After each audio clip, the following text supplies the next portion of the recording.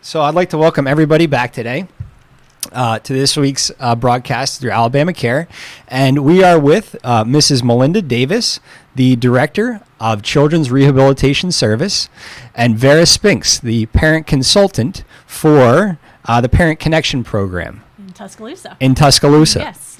And at this point, I'd just like to hand it back over and allow you both to introduce yourselves and a little bit of background. Okay. Hello, I'm Melinda Davis, as he stated, and I have been the Director of Children's Rehabilitation Service for the last 12 years.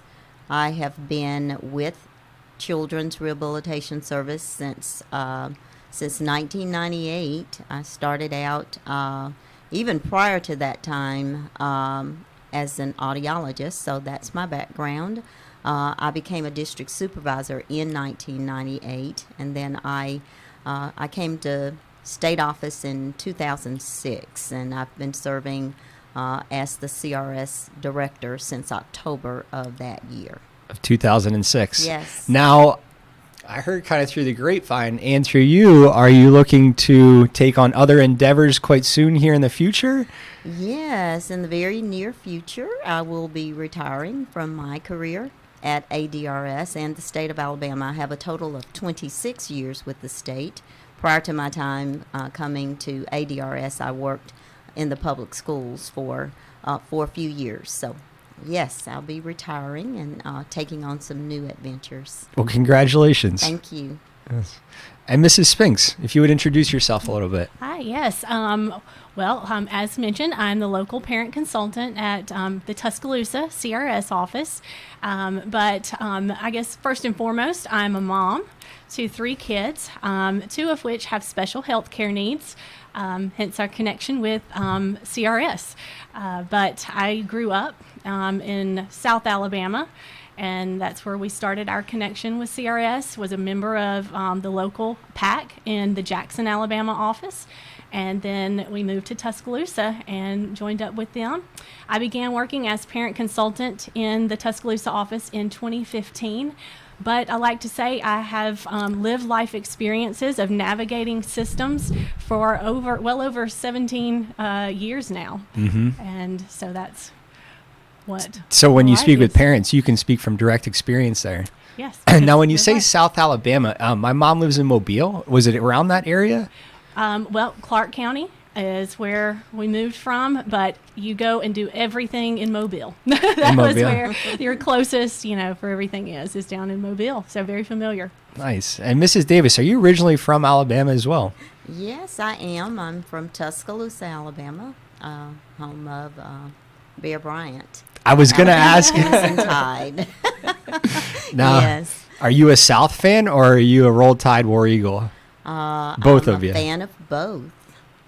I have a little backstory. I'm a graduate of the University of Alabama twice, but I have some strong ties to Auburn. How about that? So it's a tough call during the Iron Bowl then. I usually pull for Auburn during the Iron Bowl. And Mrs. Spinks? I usually get the football schedule just so I can put it in my calendar to know when to stay home, to not travel out and about on game days. So I really, I'm a people watcher instead, and just like to hang out, not really, get too involved in it. I don't, no. I live in McCalla, and it's just outside of Birmingham, and if it's game day in Tuscaloosa, you try not to get on the highway there. Yeah. It gets crazy. Yeah. Very. And I have my youngest brother went to South Alabama and played football there. So if people, I felt like as soon as I crossed the state line, everybody was like, "Are you Auburn or Alabama?" And I was like, "South." My brother plays for South, so I'll claim South. Okay, great. So we're going to be talking about Children's Rehabilitation Service today.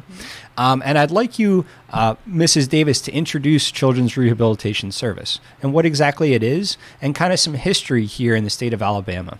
Okay, so Children's Rehabilitation Service, and I'm going to refer to it as CRS because that's a lot easier to say. It is Alabama's program for children and youth with special health care needs. Now, a little history on our program is that there's a program like this in every state. It may look different, but the federal government requires that the states serve children with special health care needs. And this, there was an act established back in 1935. It's called the Title V Social Security Act. Alabama at that time was already serving children with special health care needs, so we were first. You know, we were a first in doing something really great for families. Some people who are in my age range might recall that there was a polio epidemic back at the time. And so there was a program in Alabama for children with polio. Okay, and Did that so- kind of kickstart it there? Yeah, that's how it kick-started. So, but that started back in 1928. So at that time, this program was referred to as Crippled Children's Service. ADRS was not a division. We were not a department. We were a division in the State Department of Education. Okay. Okay, so we were a lot smaller Yeah. at the time, but there was Crippled Children's Service, which was one of the programs within the division. And our first clinic was held in Dothan, Alabama in 1928. And That's- it was an orthopedic clinic. See, that's okay? amazing. I feel like a lot of the discussions that we have on these broadcasts, a lot of the services didn't originate till the 60s, 70s. But here, this CRS really has its roots all the way back to the 20s. Yes, and so, you know, actually in 1935, when the federal legislation was established, we were already serving children with special health care needs, and so the legislature decided that the program would be placed in the division of rehabilitation. And that's how we got our starts. And in later years, the name changed from Crippled Children's Service to Children's Rehabilitation Service. Okay? And so from the 1920s, there's a lot of changes that have gone through CRS. And today you said you serve children with special health or with healthcare needs. What exactly is what are healthcare needs? Okay, special healthcare needs are their needs beyond their health needs that are beyond that of a normal child, and I think the best way for me to describe that is through mentioning some of the issues that children may have, and some kids may have seizures, they may have orthopedic conditions, they may have asthma, they may have cystic fibrosis. So there's a lot of special healthcare needs, but they are just beyond those of the needs of a normal child in regard to health. Okay. Okay. Yeah. Very good. And so, are there specific divisions within CRS? Are like a few main? Okay, there's not specific divisions within CRS. We are a program, and it's important to know that we serve children from the age of 0 to 21 years of age. Okay. Okay, and then also within CRS, we have another program called the hemophilia program. Okay, and within that program, the big difference is that we don't stop serving families at age 21. At 21. We continue to serve that population all the way through adulthood until people are in their old age. So right now, probably we have a patient at least, in their 80s. Yeah. We are also required by the state of Alabama to serve that population of individuals with hemophilia. So there's state legislation for both the hemophilia program as well as the special Children's Rehabilitation Program to serve individuals, okay? I'm going to throw you a curveball here. It's not something that we talked about before, but how many kids do you think are being served between birth and 21 right now? Okay, right now we are serving close to 10,000 individuals, okay? Yeah, that's quite a bit. Yeah, and about 300 of those are individuals with hemophilia, and then about half of the individuals with hemophilia are children, and the others are over 21 years of age. Now, for anybody listening, including myself, I am not very familiar with how do you say Hemophilia. hemophilia? What exactly is hemophilia? It's a bleeding disorder. Okay. Sometimes, a long time ago, people might fall, and they would, maybe their elbow would swell, or maybe their, even if they got a bump on the head, maybe there'd be a lot of swelling. And at one time, people really didn't know what that was, but Yeah. those were individuals with hemophilia, so they would have some internal bleeding going on. So it's really a bleeding disorder, and so we serve individuals in that population because that is life-threatening. I imagine that would be something immediate that it would have to be Yes, resolved in there. that has to be resolved immediately, and those individuals are usually identified at birth. It's hereditary. And so families who have hemophilia in their families, if there's a family history, then that is one thing that the doctors are going to be looking to identify as soon as the children are born. Now, you mentioned that CRS really services children from ages birth to 21. And we had an opportunity to speak with Mrs. Betsy Prince a few weeks ago, Yes. and Advocate Gwen Brown about early intervention services. And they mentioned that early intervention services kind of focus on the birth to 3.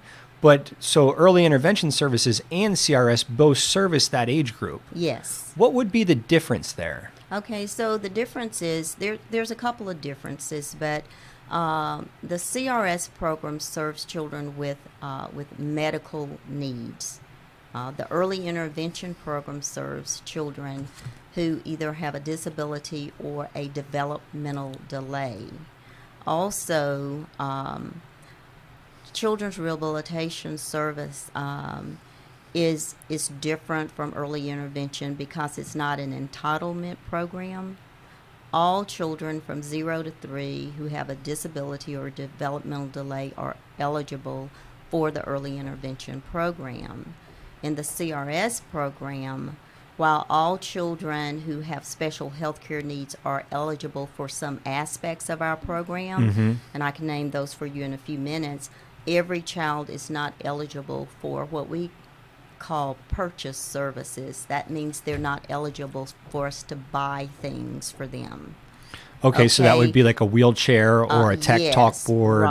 Right. There's a financial eligibility within the CRS program that determines whether or not a family would be eligible for us to purchase things for them.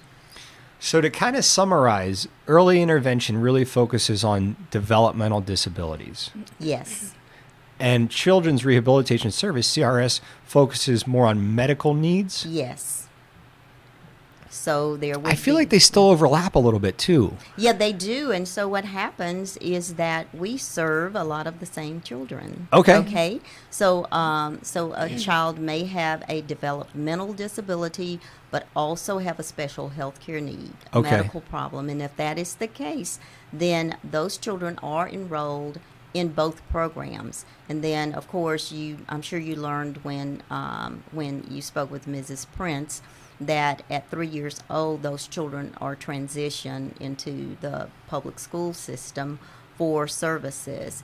In CRS, those children would continue on. Many of our children are with us from birth until they turn 21 years of age. So yes, we serve some of the same children, but for different needs. And I can give you an example. You may have a child who is having seizures, but they may also have difficulty speaking or difficulty walking. They may walk late, talk late. They would probably be getting PT services, possibly OT services, and speech services through early intervention. And then they would come to CRS for their medical needs. Now, in the CRS program, we have clinics across the state. I don't think I got to that part, but we have 14 community-based clinics across the state where we have specialty doctors to come to serve our population.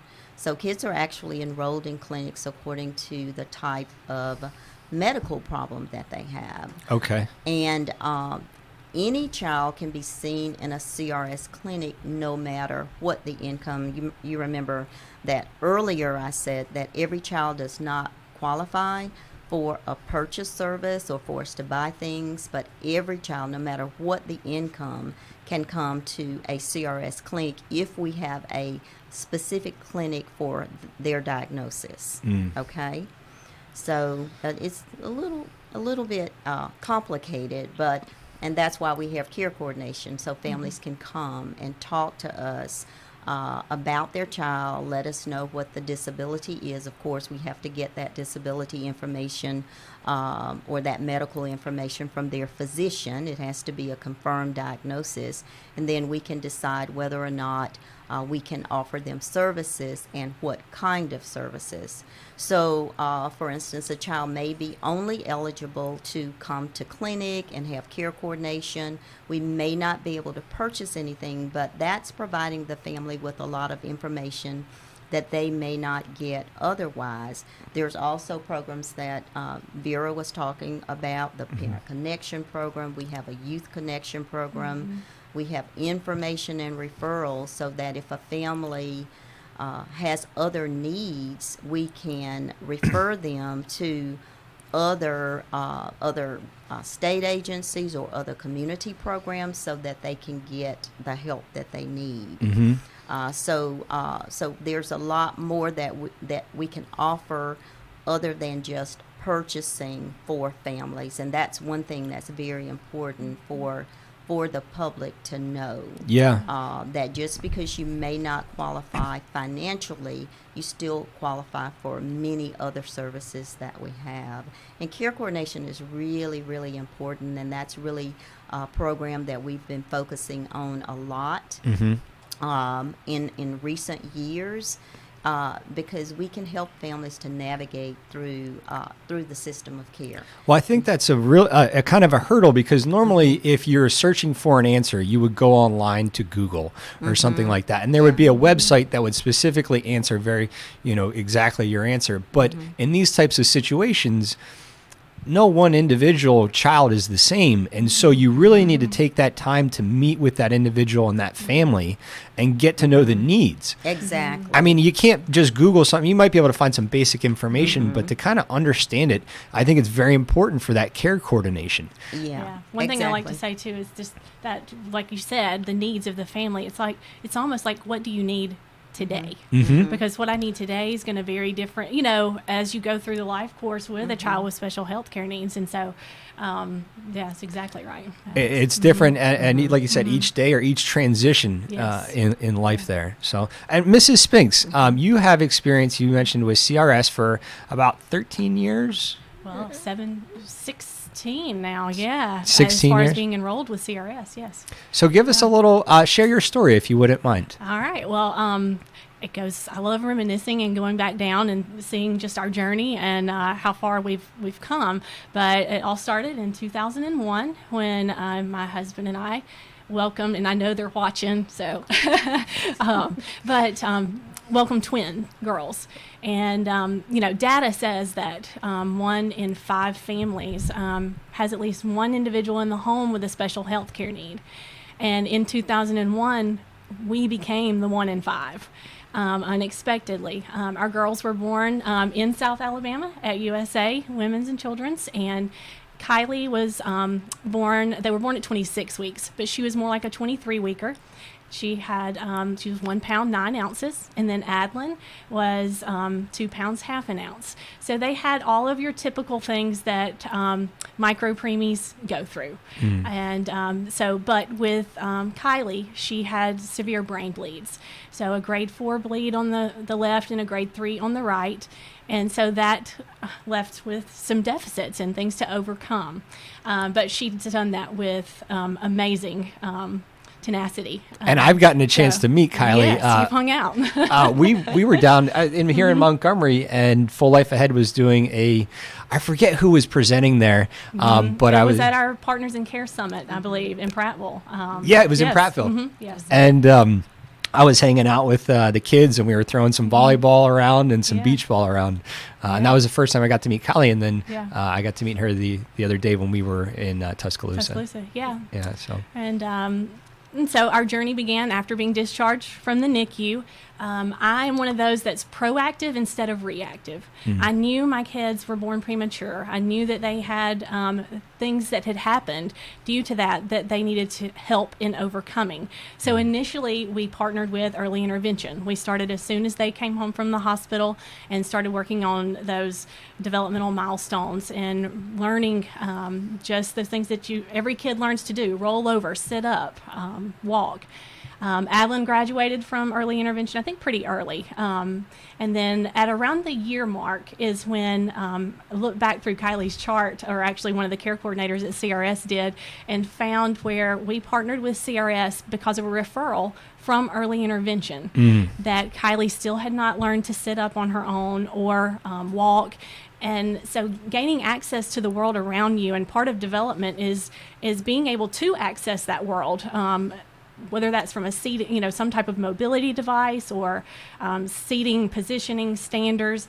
And so that's why we initially partnered with and with CRS. And that's when we began, was right at her birthday.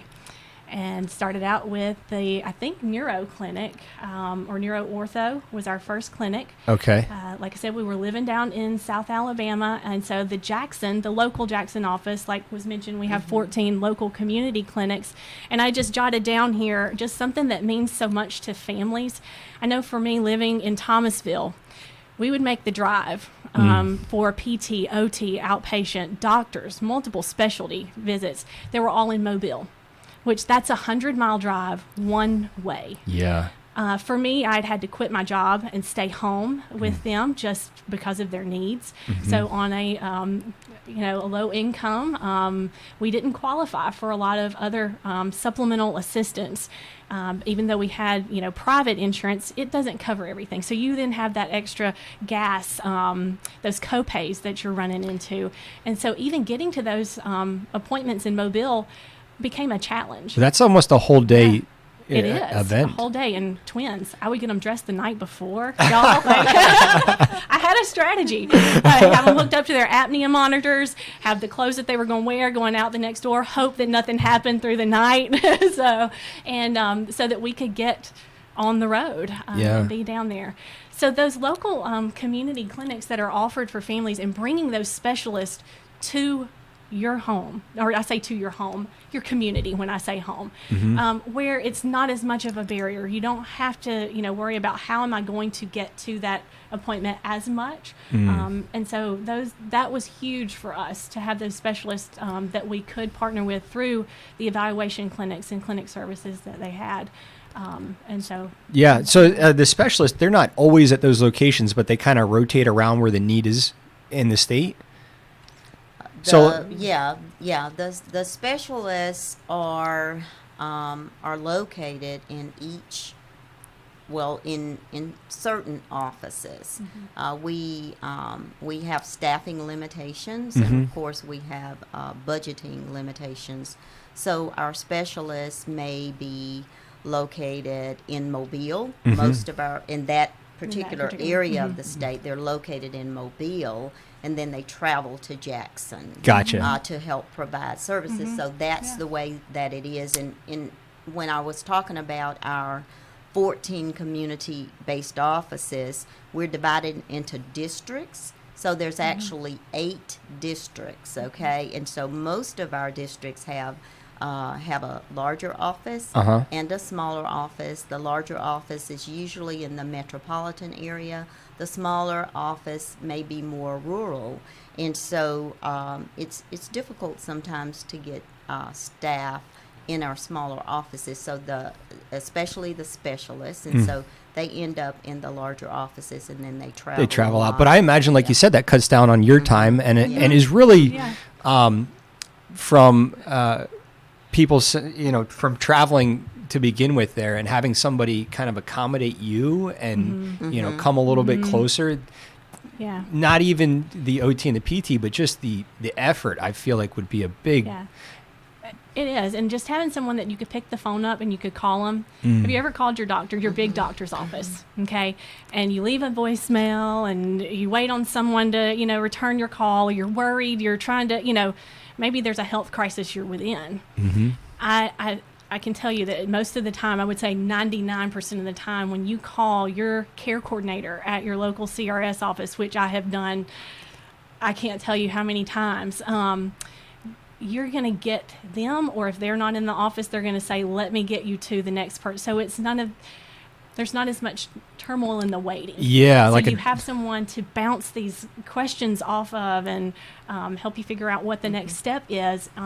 It's just something that you don't get that's everywhere. like we were talking about. If I have a question, I normally go to Google, but for the questions that a lot of families and individuals have, there's a lot of things in play there, and you need to speak with someone that's been through it or has a little bit more information on the path there.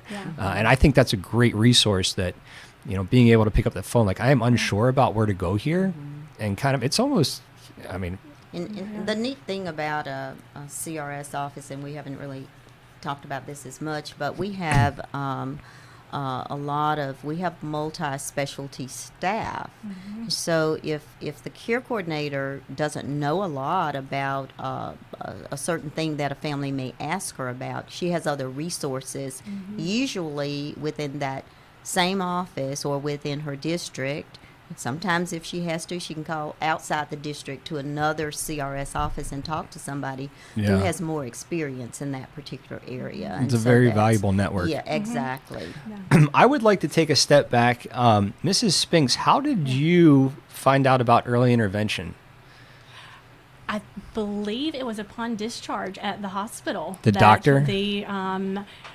I don't know if it was the doctor or if it's which part of the staff. Maybe that's their role, that they make sure that before the family leaves the hospital that they are referred to all of the necessary agencies or organizations in the community to support ongoing, care and development. Yeah. So, and then early it's intervention, you said, and then at 3 years, the early intervention referred you to CRS. no, at 1 is At when, 1. Yes, CRS referred us to, early intervention referred us to CRS. Now, were you in dual programs then? Yes, Okay. we were in dual programs. So, as we mentioned, early intervention goes, birth to 3, and then you transition into the school system at that time. So we had, that great transition. And one thing that I know with having CRS on board already is that I didn't lose my support system. So a lot of time, it's wonderful. Like, I couldn't have made it without early intervention. They were people coming into my home when I, couldn't. But once that transition was made, then CRS was able to pick up. And when I needed someone to come and attend an IEP meeting with me, then I picked up the phone and would call the care coordinator, and Jennifer or, Sharon Beach, who was the parent consultant down in that Jackson office at that time, would come and be on our team, helping me understand what's going on, because that's something else that CRS does, is make sure that there's success within the school system for children, youth with special health care needs. I feel like that can be a bottleneck, is jumping from Yes. 3 to 4, those types of transitions, even to the school education system, then out of the education system, that type of thing. It's very important to have some continuity of support there. Yeah. So, but as I mentioned, I have 3 kids. Yep. So we've partnered with CRS now for 16 years with Kylie, and we'll continue on all the way as we're approaching transition now. She's 17. It's I don't fear it as much as I thought I would, but I have a 4-year-old little boy, or we do, and he also was born premature. I made it to 33 weeks with him.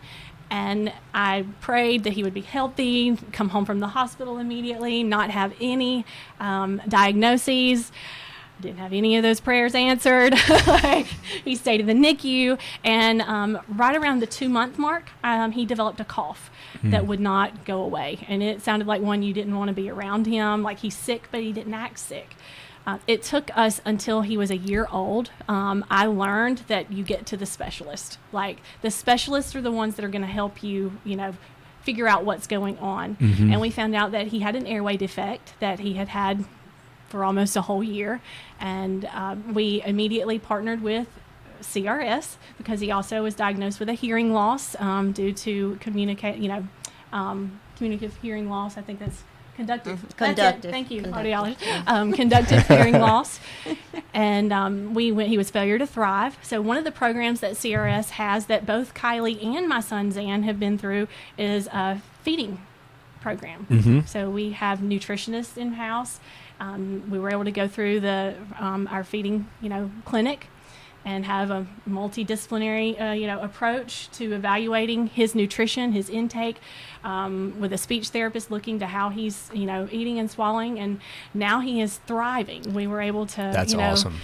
Go through all of that after some surgeries, but then we had to work through that. So he was also an EI and CRS consumer, and still is. Yeah.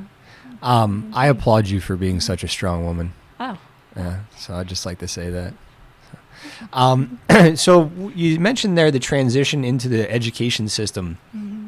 And then I didn't want to jump too far ahead, but from your story, how did that go once in the education system and the relationship with the school and how CRS played a role in that? Communication. My daughter has an expressive language disorder where she understands everything you're saying, but due to speech impairment, she is not able to express in the same way that with verbal, right? In the so same she way, does. yeah. You've been around. She does cues. You pick up on her body language. Now she has gone from being nonverbal to actually using words, but sometimes other people don't understand what she's saying. Yeah. So for school and just in life in general, communicating with the people around you is vital to independence, to you being able to share your likes, your wants, your desires, things you don't want. And so Augmented Communication Clinic, our ACT clinic, evaluates for communication devices. And so we went through that. And so with the school system, that plays into her education. So we would have the care coordinator or the SLP from CRS clinics come in and be a part of Kylie's IEP team. So they're active members of making sure that the goals we're setting are moving her towards all of the, to goals living that a we have full set. life. Yeah. Living a full life. And then having access to communication. Full communication and through a device, things like that, where she can use it both at school but at home also, or work now. I feel like some families in the education system may feel that they're not getting the support from the education system, but if we look at it like the education system also needs a little bit of support, and CRS can help that support, almost bridge those two together and say, hey, look, guys, we know that this isn't typically what you experience on a day-to-day basis, and you may not be prepared for it. We'll help you. We'll help the family understand, and we'll help you guys better support. I was asked to sit in on an IEP meeting with a family to be family-to-family support for, because as a family sitting on the side of the in an IEP meeting, oftentimes there's so much talk that you miss some of the conversation. Yeah. So I feel like I'm one of those that's able to sit back and hear everything that's going on. Actually, I think she's the assistant principal at this school. I may get it wrong, but there was a form that was requested from the family. I know that this family is going through a lot of new diagnoses right now. So one more task on their plate could be just one more paper too much to try to get. And she looked at me and said, is that something CRS can get for the family, which was a prescription for PT, OT, speech within the school. And yes, absolutely. So jot it down. This is what I take back to the care coordinator, or if the care coordinator had been there, she would have done that the same. But there's little things on the health side that we can take and shoulder for families so that they can be moms and dads and grandmothers and grandfathers, caregivers, and not have to think about as much of the medical. It's like a peer Yeah. network kind of thing Yeah. in a way there. Yeah, one of the things I wanted to add here is that Vera mentioned herself helping at an IEP meeting. She mentioned that the care coordinator might have been there, but we partner with all of the local school systems, and we try to make it known to the community that we are available. Our staff, that means our speech pathologist, our audiologist, our PTs, and our OTs, they are present in the school system. If they're not, call us. We will be happy to come out, because we talked about kids in wheelchairs. Well, you know, the teachers don't have time to train on augmentative communication devices and wheelchairs and all of those things. So our staff are here to go out and assist them in the school system in helping the children to get accustomed to any device or equipment that they are using. So the expert, like the OT or the PT person there, they would be physically in the school with the Yes, they individual, can- showing them how to use a Exactly. tech talk or something like that. Exactly, especially a new wheelchair or an ACT device. Yes, they would go to the schools, because the ACT device is not going to be helpful if the You can't teachers use- don't know how to operate it. Yeah. So yes, we provide technical assistance to the school in any arena that they would ask us to. Not just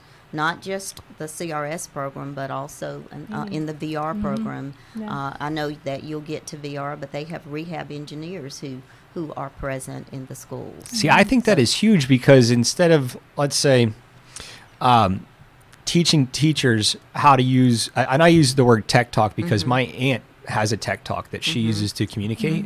Instead of having 100 teachers learn about a tech talk, that could be a good thing, but actually teaching the individual and the teacher at the same time, I think is a really big thing. It's for Yes. somebody to be there Exactly. doing that. Exactly. And we also do in-services for teachers, especially if they have children with special health care needs. We can do in-services. We are available for whatever they need. All they have to do is just call their local Children's Rehabilitation Service office. Okay, now we've done quite a bit of talking. I would like to take a little bit of a break right here and open it up to the community. Anybody that's watching, if you have a question for Mrs. Spinks or Mrs. Davis, now is a great time to do it, and I can go ahead and ask it live. And why I am kind of giving a few seconds there for questions, I would just like to thank everybody for being here, and I'm going to give you a shout out. So Tammy, thank you for being here. Janie Gable Curtis, good to see you again. Hello. Jill Filippo, she says, "Hey Vera." Full Life Ahead, thank you for being here. Melissa Marie Steele, "Hey Vera Lewis Spinks, looking and sounding good." I will also add Mrs. Davis, looking and sounding good. Full Life An Ahead. amazing teacher, Miss Steele. Yes. Katie Brom, good to see you. And Diane Lindsay Early, hello. Give me a call sometime soon, responding to Full Life Ahead. Jennifer Terry, great resources. Jennifer Terry, "Hey Vera, this is great spokesperson." We have Tammy saying hi to Vic H. Cargill. Thanks, Tammy Moore. "Miss my CRS family," Vic says. We have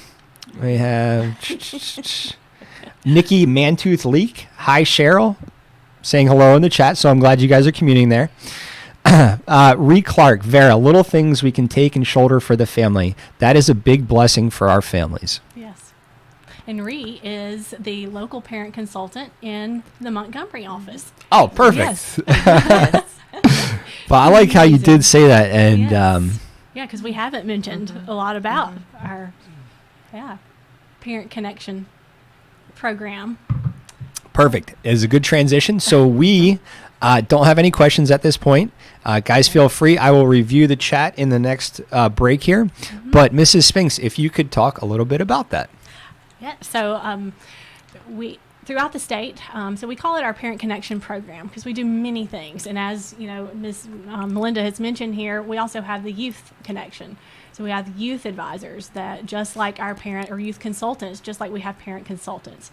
There are 11 local parent consultants located throughout the state. All parents of they have a child with a special health care need, so that is actually a job requirement that Yeah. you have live life experience to bring to the table.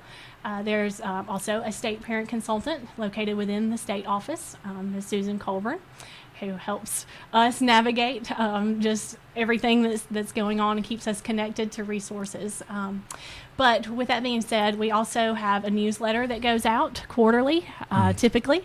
It's the Parent Connection. Is it Parent Connection Network? Yeah, That's it. That's a publication. Yeah. Let me see what else we had too. We meet locally and at the state level. So we have something that are called local PACs. So local parent advisory committees located throughout the state with all of the local parents hold these. So within that, what we do is we bring in different people from the community, agencies, just like you're doing through Alabama Care, and making resources and available to individuals with developmental disabilities or intellectual disabilities throughout the state. That's what we do locally too. Now, is that like a monthly come together, It or depends on what the schedule typically, looks though, like? At least 3 a year 3. that we hold. Some are doing something really fun, just like we're doing here, are broadcasting on Facebook Live. Yeah. While doing. But through that, we are also, the family voice is always heard within CRS. What the programs, the policies, how things are working for the families and not. So we are the family voice within the local offices to make sure that the needs of families are being met. That's a very one of big the thing because sometimes people that are designing waivers or designing services have very good intentions, but when it hits the home, it's like that's not quite right. It should be tweaked a little bit. And so that is, I think, a very good feedback loop for the people making those services and writing those descriptions to hear. And that sounds like a very good channel. Yeah. We call that family-centered care in this program because we always want families to be at the table in all of our decision making. They should be a part of that because what the decisions that we make impact families at all levels. So we don't want to ever make a decision, change a decision without getting family input. And I know Vera probably was going to mention this, but at the state level, she mentioned state PAC, but Yeah. we have at least 2 meetings a year right here in Montgomery where we bring all of the parent consultants as well as representatives from their areas to the state PAC. And at that meeting, we have a lot of our staff, all of them, and the commissioner comes to that meeting, and we update the families on what is going on in the program, not just CRS, but the entire program, because some of them may have kids in EI or they may have them in VR. They may have them in the State of Alabama Independent Living Program. So the commissioner usually shares what's going on with the budget and how that's impacting all of our programs. And then we update them on the various programs within CRS.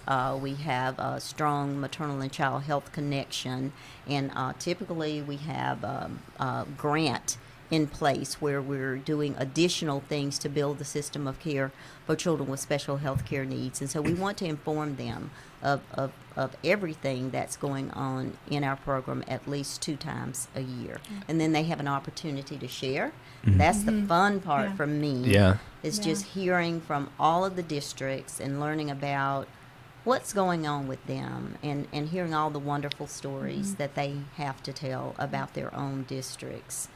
It's really a great meeting. I'd advise you to come drop by to one of Yes. I would love to be Yeah. there. There's probably one coming up this summer. I don't want to put Susan on the spot. But We should. And I'll say they value, CRS Yes. values the input from family so much so that they families are compensated for with an advisory fee Yeah. for being an active part of the local PACs or state PAC because we don't just want Well, just coming and feeling like you're not valued. So there is compensation for attending and being a part of the PAC.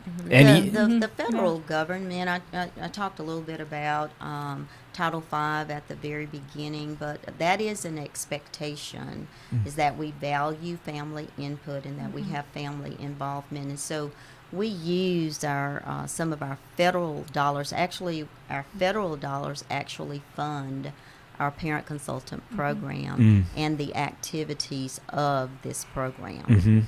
Our state dollars are typically used for staff and also for things that are more directly related to our clinic. Because if you look at the laws that we're governed under, the state of Alabama wants us to provide direct services to families. But when we look at our federal law, what they want us to do is to do more things to help to strengthen and build the system of care. Thus, our parent consultant program, and then other initiatives that we partner with other people out there, other entities that are serving children and families to just, for instance, we're always interested in the next federal grant so that we can help to strengthen the system of care. And right now we have a collaborative that's being spearheaded by Boston University, and we're involved with 10 other states, but it's called a collaborative for children with medical complexity. And so we have partnered with what we call our Alabama team. That's lots of people in the state who are serving children with special health care needs. And just recently we partnered with the University of South Alabama to start a clinic for children with medical complexities. And one of the things we're doing with our federal funding is we're providing a care coordinator to be in that clinic at the University of South Alabama. So we are about more than the clinics that we're holding and the care coordination. We're out there stretching beyond children's rehabilitation service to impact the entire community. Another thing is, I mentioned that we're only serving 10,000 kids. That's a lot. But that's not nearly the number of children with special health care needs in this state. Many of them are not a part of our program, but we are called to make a difference in the community so that we could even improve services for them, even though we're not providing direct services to them. That makes sense. That just, that's another side of us that our families may not see, but they get to hear about it when they come to the state PAC. Then you mentioned that, like the parent consultants, we don't just serve families or other agencies in the community that are enrolled in CRS. We work with and partner with anybody across the state, whether it's a family that has a young adult or they are a self-advocate. It doesn't matter. They don't have to be enrolled in CRS to contact a parent consultant. Okay. National data says that care coordination is improved when there is a parent-to-parent connection made, because parents are the ones that are. We've had to figure out the bridges. How to create. We have the bridges direct between experience. Systems that are also often in silos, and it's hard. So, because we do this every day, we figure out the best way to, get around and to maneuver who to call and how do I, and we just get it. We get it. And so for you to call me, and sometimes I don't even have to say anything. You just need somebody to listen. So anybody out there can call their local CRS office and ask to speak to a parent consultant, because we're going to listen, figure out what, you're needing or wanting or needing that day, and then connect you to the resources that you need, whatever that may look like. I think it's very cool that to be a parent consultant, you have to be a parent.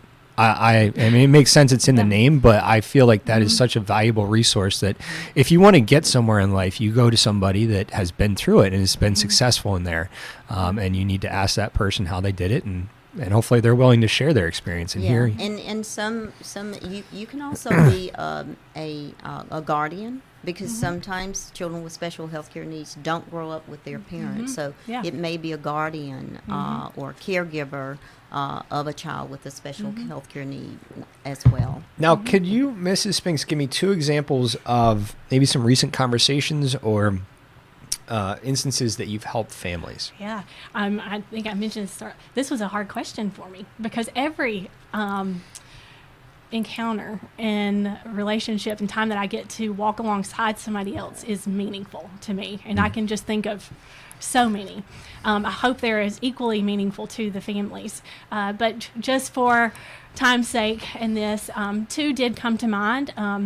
One actually came from we have an annual review report that we put out, and it highlights families across the state, their story. And one of them was the 2017 family for CRS. And in that interview, I remember the grandmother who was an active member of and played an active role just as my mom does in my kid's life, being there when I have to be at work or other things, taking to doctor's appointments. And they had come to orthopedic clinic, and as sitting down, talking to her, checking in, figuring what they need, she mentioned that they were looking for a dentist for her grandson. He has special health care needs. Oftentimes, I know with my daughter, gag reflex, not wanting things. And I knew of dentists that were specialized in serving kids with special health care needs. They actually have that's one of their specialties. And was able to give that. And she mentioned that in there, that just how didn't matter what her question was, she knew that if she called me, she would be able to get some type of, Supportive answer there, direct answer. direction Yeah. there. Yeah. Another one that I wanted to mention was that we receive referrals from outside agencies. And so one of our partnerships is with Early Intervention in our state's EDDI program, so Early Hearing Detection Intervention. And families are referred to us through a system that when they say they want parent-to-parent support. Yeah. So in this conversation with this family and figuring out, they were referred for hearing loss. But in talking and figuring out that they had way more needs that had still been unmet, and was able to refer them to CRS because there were some, failure to thrive, other things that were still undiagnosed. And this family needed us.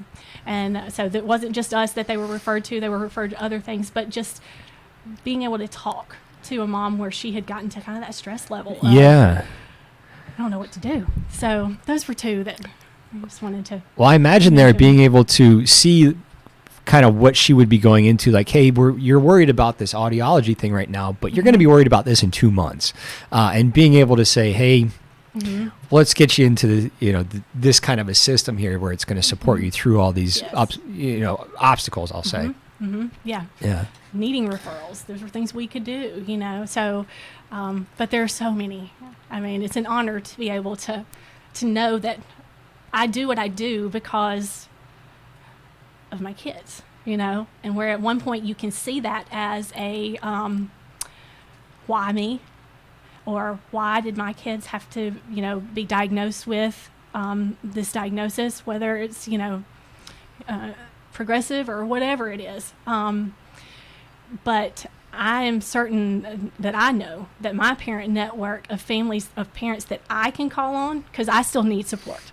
I'm still a parent who I don't have all the answers, but I know that I can, when I talk to another parent, that they're going to, support me. Yeah. Or if I call the care coordinator, and I have learned this from her thing that she always says back to me when I call back, she says, "What can I do?"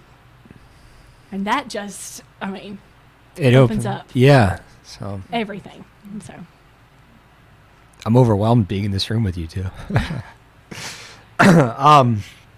Okay, let's take a quick break. I'm going to open it back up for the questions here and see if anybody has any. Let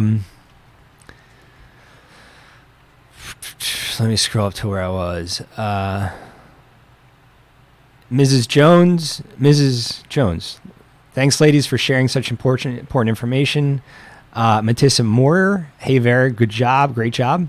Mrs. Jones, Director Davis, can you tell us where the offices are located and talk about what kind of clinics are offered? Yes, that may be a little hard to talk about all of the clinics, but I can do that. Here are our offices. They are Andalusia, Anniston, Birmingham, Dothan, Gadsden, Homewood, Huntsville, Jackson, Mobile, Montgomery, Muscle Shoals, Opelika, Selma, and Tuscaloosa. And even though we're sitting here in the state office today, of course, we have our district office downstairs. So those are all of our offices. And one thing to remember is that we have different kinds of clinics in different offices. We have our more specialized clinics in the metropolitan area of the state. And so we know that Children's Hospital is in Birmingham. There are a lot of specialty doctors there. There's USA down in South Alabama. There's more specialized doctors there. So we have most of our more specialized clinics are held in Birmingham, Alabama. However, some of our doctors do travel across the state to help us to serve our children and families. So we have clinics like orthopedic, scoliosis, limb deficiency, arthritis, cleft lip and palate, spina bifida, visual impairments, hearing loss, cystic fibrosis, seizures, and of course I mentioned earlier hemophilia. We have neurology clinics. I think the best thing to do is for the families to call their local CRS office to find out about where the clinics are located. But one thing to know is we don't limit our families to going to a particular clinic. Most families will want to go to a clinic that's close to them, but families have the choice to go to any clinic in the state that they want to participate in. So we do have some families who drive a long way just because they want to be seen by a particular doctor. And it may be necessary to see that doctor not every week, but Exactly. every quarter or maybe year. every quarter, maybe if something is going on, it may be once a month. Yeah. So families have choice here. That's another thing to keep in mind. We are family centered. We want families to get their care where they need it. But one important thing for families to remember, and we always share this with our families, is all of the services that we pay for must be prior authorized. And what that means is we have to know about those services. We have to actually complete what we call an authorization form so that we can help to assist with those services. And one thing that I didn't mention early on that I really want to mention now is that CRS is the payer of last resort. And what that means is that we do utilize parents. This is another way that we're a little bit different from early intervention, is that we do utilize families' other insurance resources. If they have Blue Cross Blue Shield or if they have Medicaid, we utilize those resources first, okay? We do not supplement Medicaid, but we do assist some families who qualify with help with their copays. I think Vera mentioned the copays, and that can be an enormous expense. It can add up. Yes, Yeah. and so some families do qualify for copay assistance, and so we assist families with those, and we just have to know in advance Yeah. that a service is going to be provided, and we have to assure that it's a service that we can participate in. So I would say to any family or individual out there that has a child in birth to 21, even if you have questions of are these types of things available to me, or I'm not sure if my son or daughter will need them, get in communication right away. Yes. Because CRS needs to know about these things ahead of time, and this will start to build the relationship. Yes, and we do have a 1-800 number, and we have actually a 1-800 number for all of our offices, but this is one for our state office. And if a family out there wants to call this 800 line, we can direct families to the appropriate office, and I can go ahead and share that now. Please do. If you want me to, it's 1-800-846-3697. I'll say it one more time. It's 1-800-846-3697. And sometimes families may not know which of our districts may be the district that they should be assigned to, and we can help them with that from right here. Yeah. One thing I'd like to ask is, where do most of your new clients served through CRS? Where do they come from, and at what age would you say the average is? Well, I think most of our clients start with us very early on. Many of them start right after they're born. As Vera mentioned, she was receiving early intervention, and they told her about CRS. And we have a policy also within the CRS program that if we enroll a child, we tell every family about early intervention. So I think most of our clients start very early on, and a lot of our referrals come from the medical community. Yeah, like Would you kind of say spoke about the the doctors. majority Or of them come from the hospitals, or sometimes when kids start getting older and parents notice problems, then they tell their pediatrician. Yeah. So a lot of referrals come through the pediatrician's office, but we're not limited to accepting referrals from pediatricians, doctors, and nurses. We can receive referrals from the school system. We can receive them from the word of mouth. Families hear about us through word of mouth, and family just may call and say, well, my aunt told me or my cousin told me. So we accept those referrals. We just have to make sure that families complete the appropriate authorizations for us to get medical information on them, and then we can begin talking to them about what they may be eligible for. Now, I've heard the word authorizations a couple times today, and I just want to say that there are there's quite a bit of links here on rehab.alabama.gov, CRS, and those are the forms, how to apply for CRS services is a link directly on the website. Yes. Yeah, so if anybody has any questions there, definitely check this website Yeah, out. families can actually download those forms and go ahead and fill them out and bring them in when they come for an appointment. We recommend that families come and have a face-to-face appointment with us.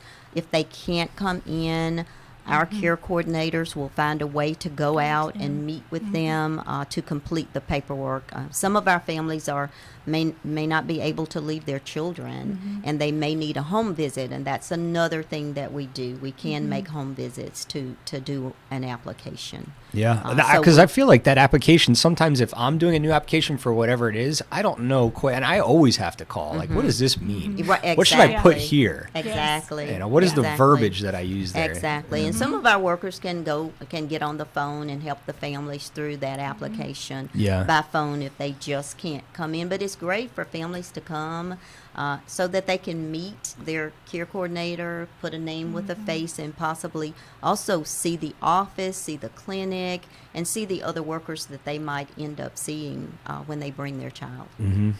Sometimes families come and they do bring their children. We don't have any rule against that. If they have to bring their child in with them, then that may be good, because Yeah. sometimes our care coordinators and other workers can find out more about families when they bring their children in. I agree.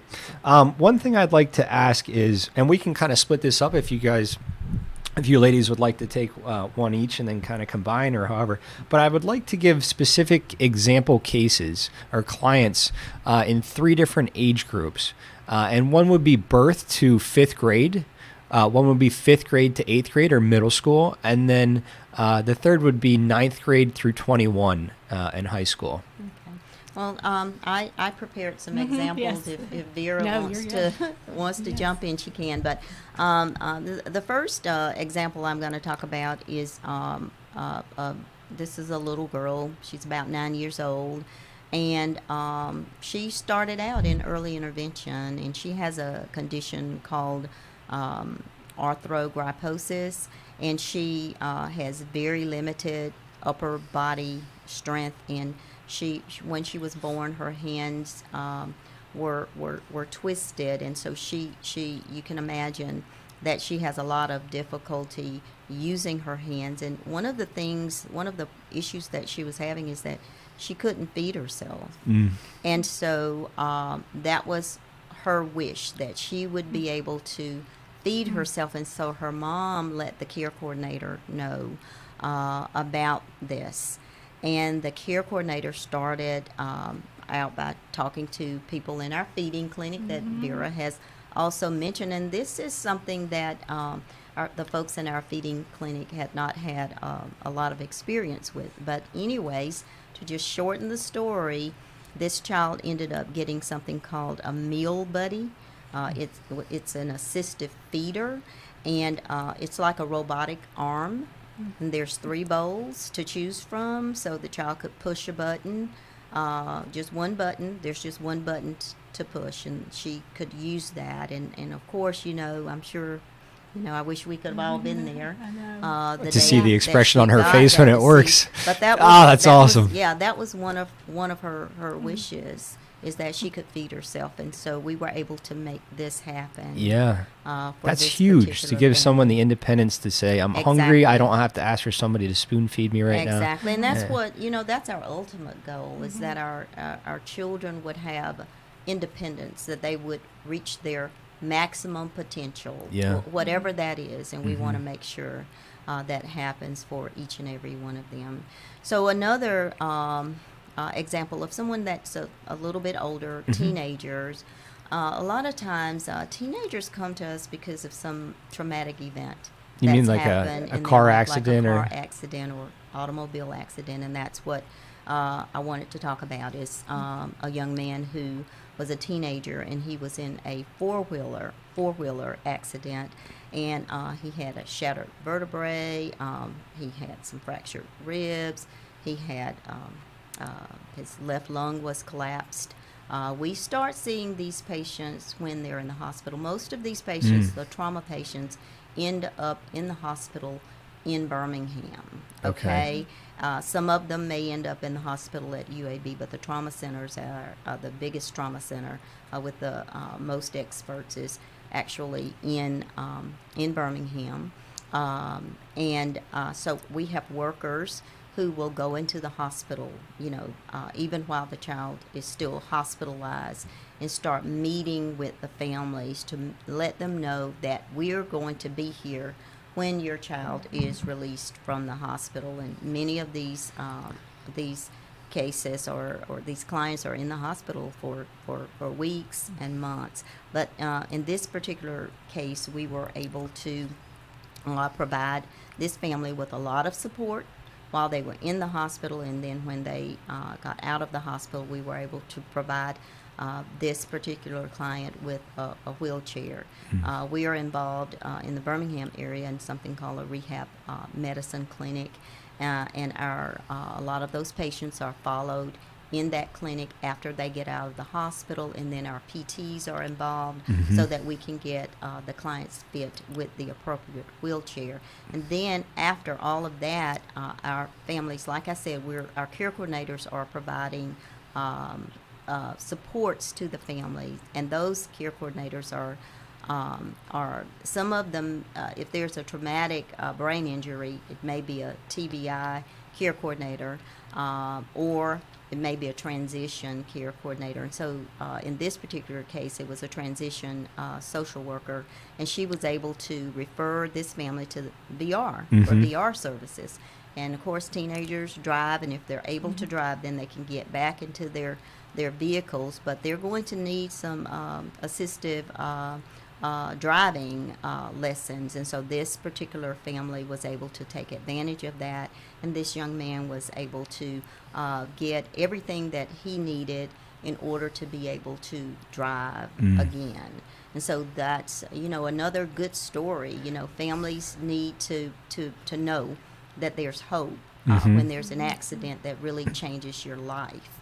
This young man was supported by his school system, and he went on within his own school to become involved in sports activities as well. That's an awesome story all the way around. And one thing that really hit me was being there in the hospital, because I can't imagine being in an accident like that, but it would be life changing. And having somebody say, there's a lot of things that you don't know or never thought about before, and we're going to help you through this process. Exactly. I think that alone is invaluable. Yeah, and that's what our workers are here for. We have 80, about 80, probably we may have some vacancies right now, but if we're fully staffed, we have about 80 care coordinators and about 40 nurses across the state who provide care coordination.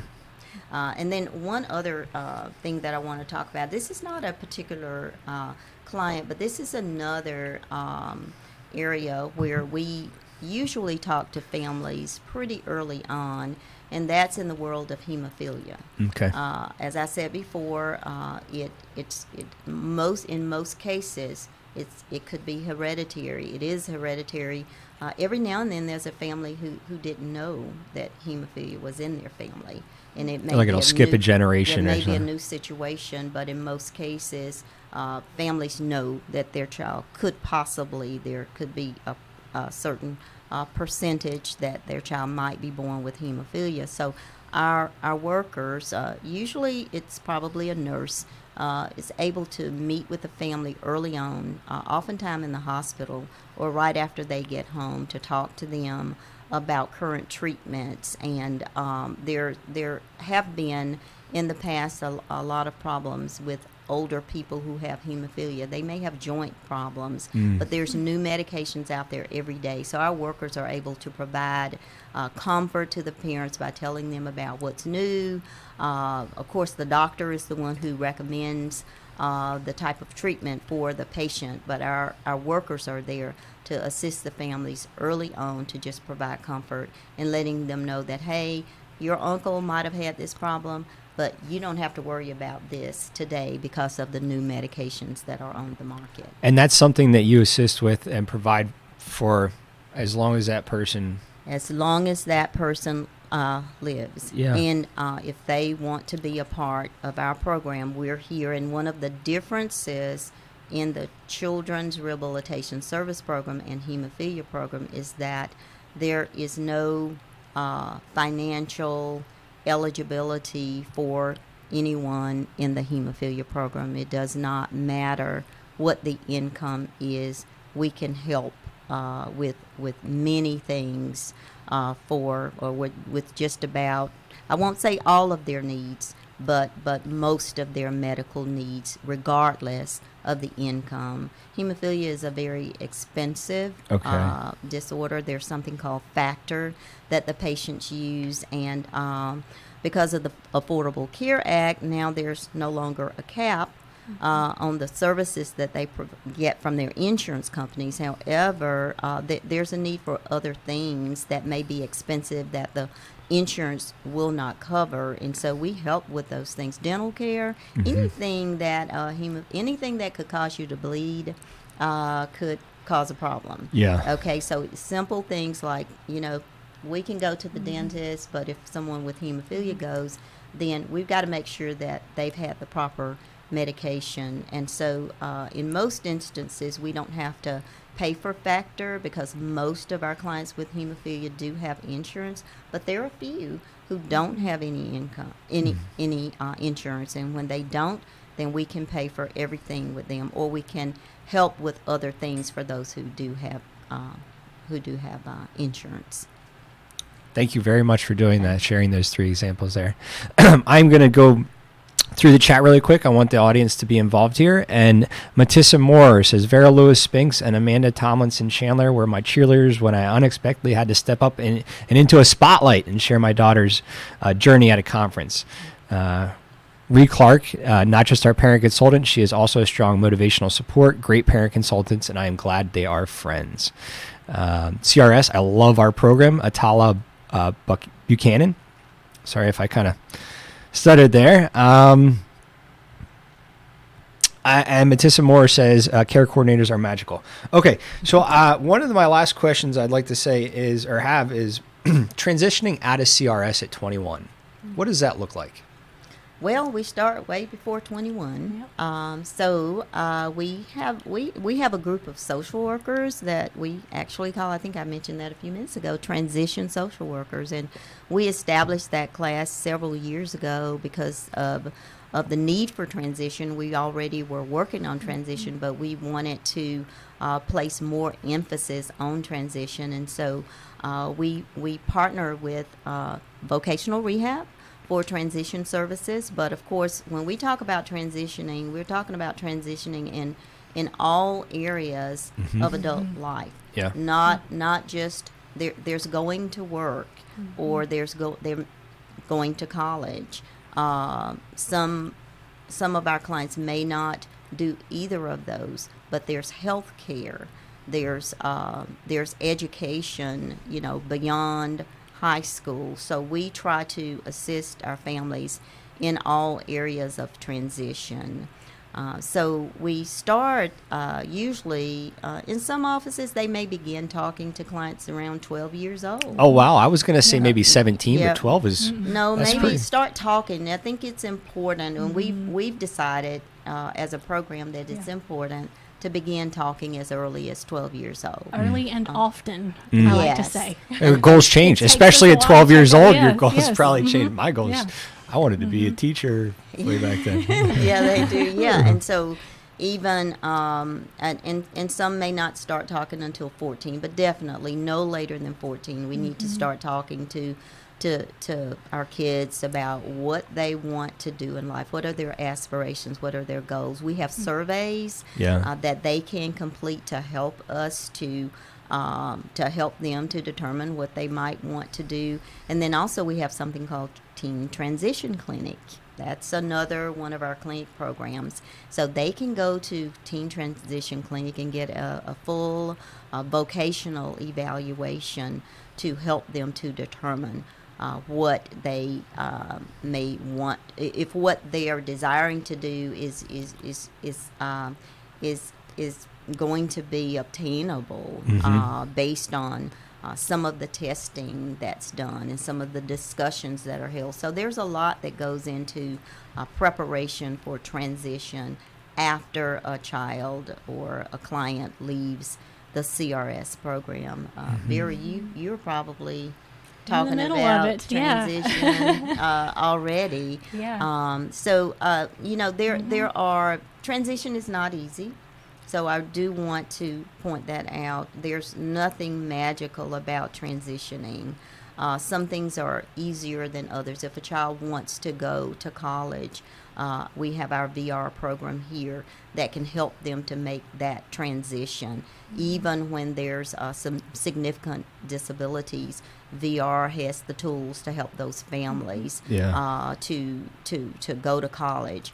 But then there's the issue. I think one of the biggest issues is transitioning into adult health care. Yeah. That's hard because the children have been, just like they've been with CRS for nearly 21 years. A lot of them have been with their same pediatrician for 21 years, and a lot of them end up staying with that pediatrician beyond the age of 21 because there's not another doctor in their local area who feels that he can take care of them, he or she, or who feels that they want to take care of children with special health care needs. So that's something that we have been working on in the CRS program. That's another one of those systems building That benefits a issues. lot Yeah. more than just the individual. Exactly. Yeah, And, that's- we just feel that there's just a great need for more doctors to be able to take care of children with special health care needs when they turn 21. And so some families, in the ideal situation,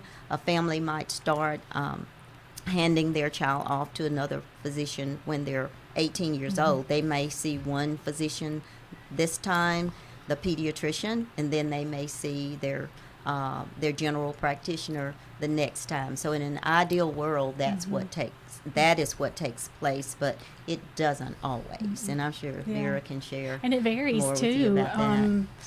between the hospital Yeah. policy. Are they allowing the specialist to continue seeing patients beyond? Is that the specialist desire? Yes. And so having those conversations I know for me, has already started Yeah. over a year ago. I already had that conversation with the pediatrician. When do we stop seeing you? And there, well, as long as you're, this is my personal, as long as you're seeing all the pediatric specialists that I have connections with, I have no problem, So then it's talking to the specialist and figuring out.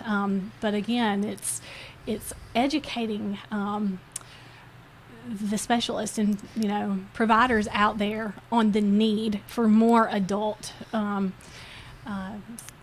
practice- services. Yeah, services. And what families are used to, though, is the family-centeredness. And I think that's Yes. another transition that's hard when And you it's not- transition to adult, Yeah. is because it is patience, and so it's it's a transition for families to go through, Yeah. being the That's a really good main point that front you and just center. brought up. Mhm. It's Yeah. it's more patient than family centered after Yeah. 21. and some right? are doing it, but it's Yeah. it is a shift. There's a Yeah. shift. Yeah, so Mhm. some families will start letting their child go in to speak with the doctor by themselves.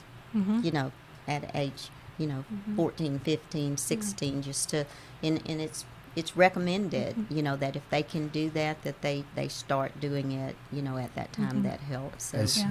As soon as And they within can. the tool that we use, the GOT transition tool, and assessing transition readiness, that is one of the questions. And you come to it and you're like, why are they asking me this? And then you start thinking through it and thinking down the line a few years, what that's going to look like. And you ask your child, do you want me to stay or do you want me to go? And then you hear them say go, and then you have to work through all those Yeah, emotions too. like,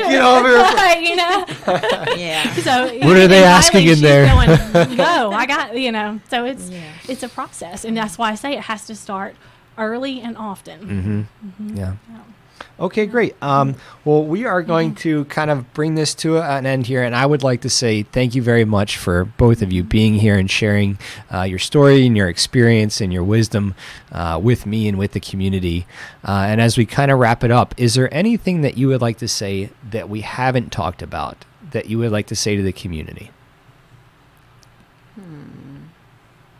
Well, I would just like to encourage the community to call us. I gave that toll-free number earlier on. I'll give it again, 1-800-846-3697.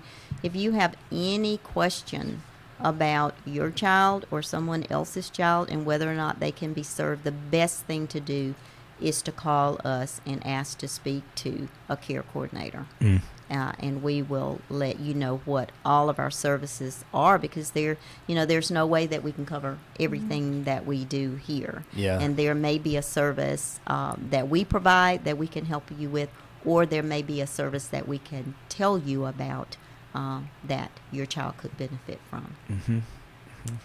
And I guess one of mine was just one of my favorite quotes that I heard at an AMCHIP conference that I went to a few years ago, and it's really stuck with me because it's where I relate to, and that's that, in all of, and just for my daughter, in all of her diagnoses, laundry list of diagnoses, 40 major surgeries and counting, it will go up, but that health is not the absence of disease, but it is the addition of knowledge, connection, resources, which is simply a means to an end, which is a joyful and meaningful life. And so that is exactly what CRS and so many other resources that I've been connected to through this network of people and places, is that we are not free of disease, but we do have a very joyful and meaningful life. And I've never heard that before, but that's a very powerful quote there. Yeah, Kristen Lynn is the her quote. Quoted She's by a family leader. Barry Spinks. I heard Barry Spinks. It came from Barry Spinks. Kristen Lynn. So, but it's and that's what it is. Sometimes we're not free of that, but Yeah. where do we find our joy in our journey? Absolutely. Yeah. Awesome. Well, here at the end, I am going to just minimize our windows a little bit, and I am going to put up the website and the Facebook so that people can recognize it when they go to search. So here is the Alabama Department of Rehabilitation Services Children's Rehabilitation Service homepage, and I kind of got through the radar that it might be having some changes here in a little bit, but I might have just blasted that out. And then here are the forms that we talked about and how to apply for CRS services. Let me go ahead and go like this a little bit. That way you guys can see exactly the screen. Okay, so here are the forms that we talked about and how to apply for CRS services. Also, while you're on Facebook watching this, be sure to go over to CRS Parent Connection. Looks exactly like this.